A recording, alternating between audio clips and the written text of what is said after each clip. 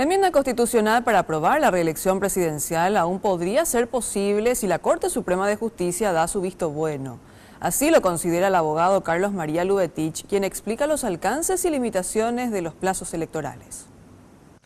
Si bien todas las modificaciones que se realizan a la ley electoral deben ser aplicadas antes de la convocatoria a cada elección, el caso de la reelección presidencial es distinto, al tratarse de una enmienda constitucional cuya interpretación de legalidad debe ser atendida exclusivamente por la máxima instancia judicial. Así lo considera el abogado Carlos María Lubetich, quien recordó que el Tribunal Superior de Justicia Electoral oficializará la convocatoria a elecciones generales el 22 de agosto. Si la Corte Suprema de Justicia interpreta que la modificación constitucional puede hacerse con posterioridad a la convocatoria, entonces sí habría tiempo. Un tiempo muy ajustado, pero sí posible, ¿verdad?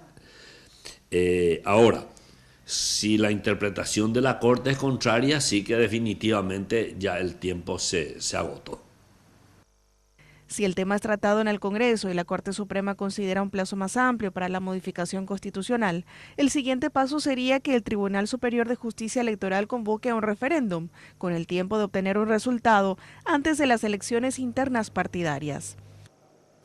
Esto seguramente llevará 1 mes y medio, 2 meses, no sé cuál será el tiempo que la justicia electoral estima pertinente para realizar y organizar un referéndum.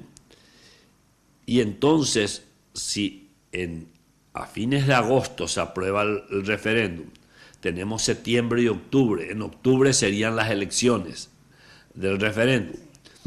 Entonces, hay que ver hasta cuándo, por ejemplo, en el Partido Colorado se pueden inscribir candidaturas. Entonces, todo está muy ajustado.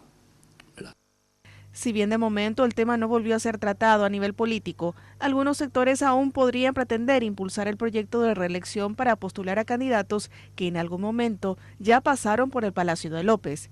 Decisión que además del Congreso dependerá de la Corte Suprema y posteriormente de la voluntad de la ciudadanía a través de la consulta popular.